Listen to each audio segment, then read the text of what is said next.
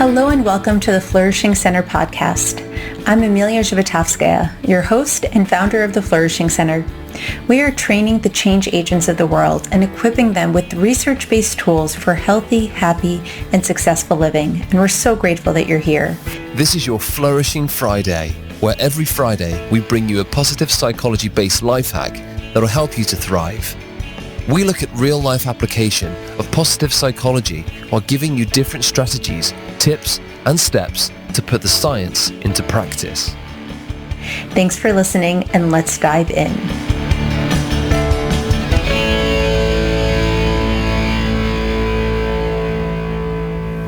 Today's Flourishing Friday is a simple life hack to help you increase your well-being by using a powerful tool that you have under the tip of your nose, available to you 24/7.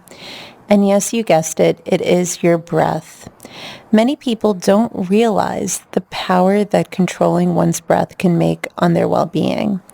One of the most important things to understand about breathing is that it is the only autonomic function in our whole body that we have direct control over.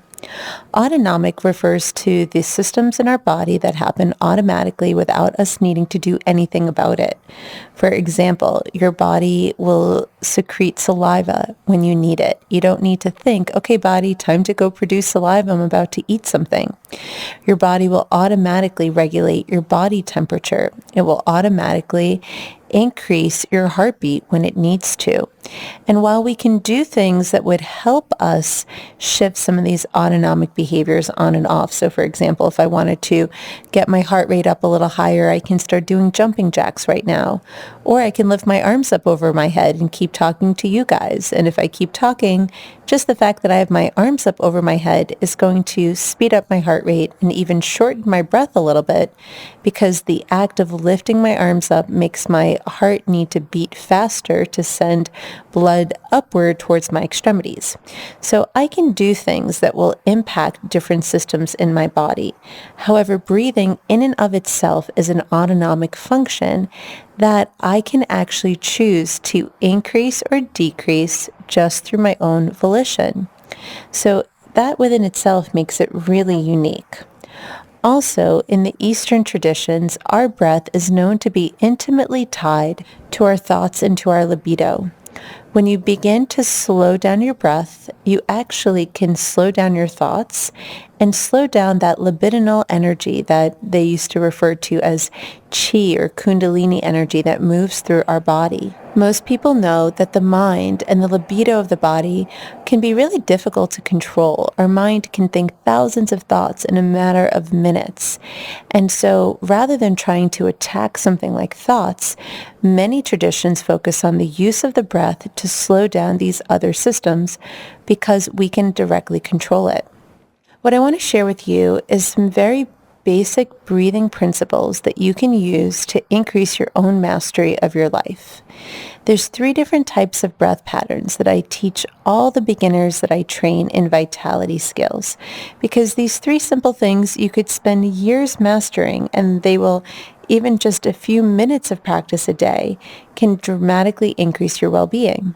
One type of breathing is the type of breathing that slows your body down, calms your body down, and helps counter some of the impact that stress makes on us. Another breathing pattern is one that you could use when you're feeling a little tired and you need to energize your body. Maybe you don't have access to coffee. Maybe you would prefer not to caffeinate your body, and taking a nap is not an option. I'm going to teach you a breathing pattern that can actually bring more energy into your body. And the last one is how to increase a really important measure in our body called heart rate variability. Heart rate variability is an independent measure of how resilient our body is. And while heart rate variability naturally tends to decline as we age, research shows that people who take on breathing practices like the one that I'm going to introduce you to can actually help elongate and preserve their heart rate variability and even grow it over time. And it's a simple practice that you can take on. And there's many things that we can do to increase our heart rate variability or prevent it from declining too rapidly as we age. And mindfulness and meditation on the breath is one of my favorites. Before we dive into these 3 different practices, I want to just educate you a little bit further about the way that the breath impacts our nervous system.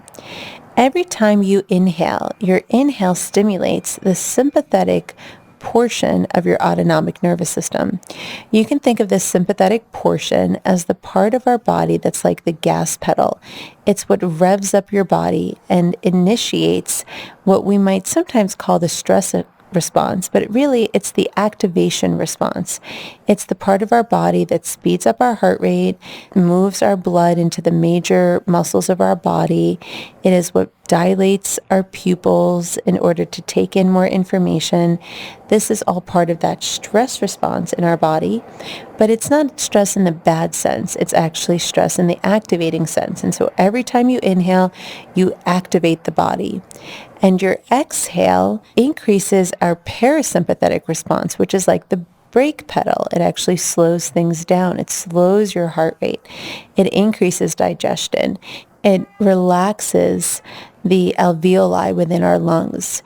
It is the part of us that enables a sense of calm.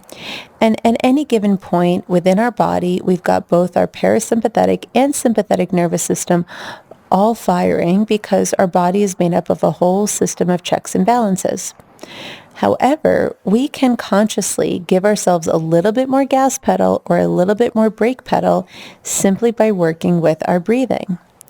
If I need to calm my body down, let's say I'm trying to fall asleep at night and my mind is ruminating with thoughts of conversations that I've had or things that I need to get done tomorrow or things that I didn't get done today. This is a time where I turn to my relaxation breathing. And in order to initiate the relaxation response in my body, I'm going to make my exhale twice as long as my inhale so that I can hit the brake pedal and stimulate more of that parasympathetic nervous system. If I'm trying to get energized, let's say I'm driving in the car and I get stuck in traffic, and I don't know about you guys, but no matter how much sleep I've gotten, no matter how much caffeine I've consumed, when I am sitting through traffic, all I want to do is take a nap. And that's not the best thing to do when you're operating a heavy vehicle. So I will often use a 2-to-1 ratio of inhale to exhale in order to energize my body. This simple practice of activating or calming your body down can give people so much mastery over their body. And this is something that I believe should be taught to all of us, because otherwise it just seems like our body gets revved up or gets calmed down and you don't have any control over it. But when you know that you can actually slow down your heart, you can slow down your mind, you can slow down your breathing, you get access to so much power inside of your body. And so here's what that might look like. If I am working on calming myself down, I'm going to increase my exhale compared to my inhale. So for example, I might inhale for 3 counts and exhale for 6. And I'm going to count the seconds out loud just so you can get a sense for how long the inhale might be and how long the exhale might be. So the inhale at 3 and exhaling for 6 would be inhale, 2, 3, and exhale, 2, 3, 4, 5, and 6. So very simple ratio of 1 inhale to every 2 exhales.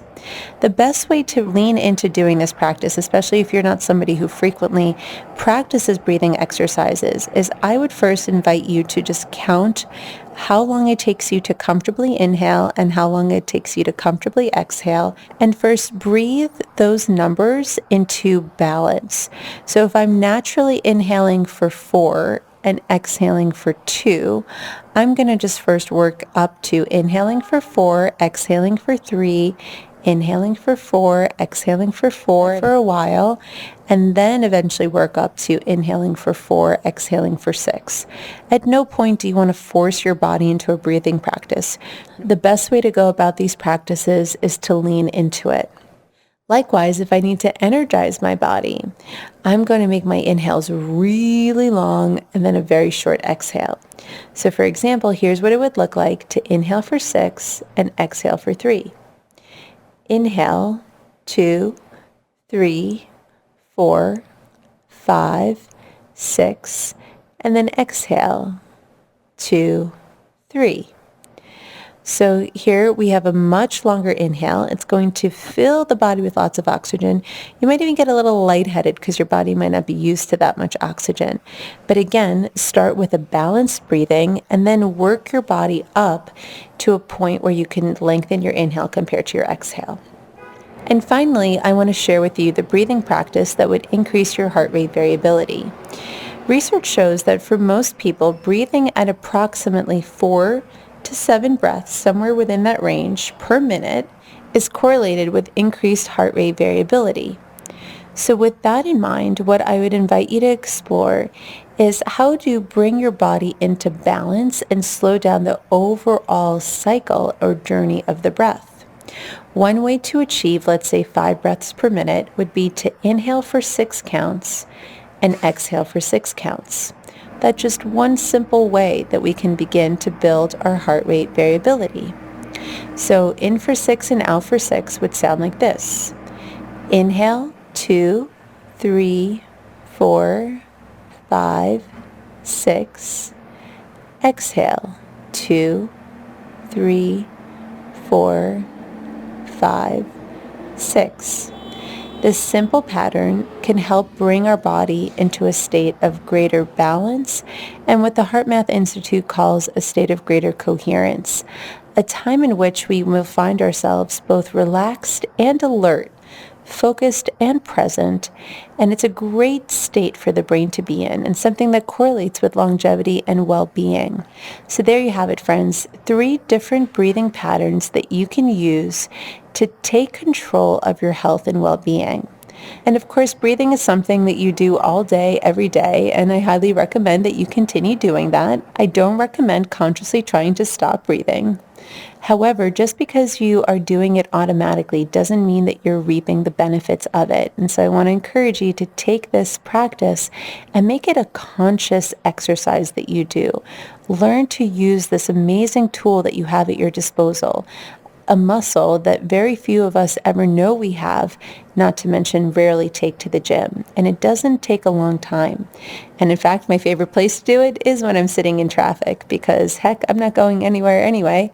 So I use all of the different tools that I've learned to help train my body for greater mastery and hope you'll do the same. Thanks so much for listening and have a great day.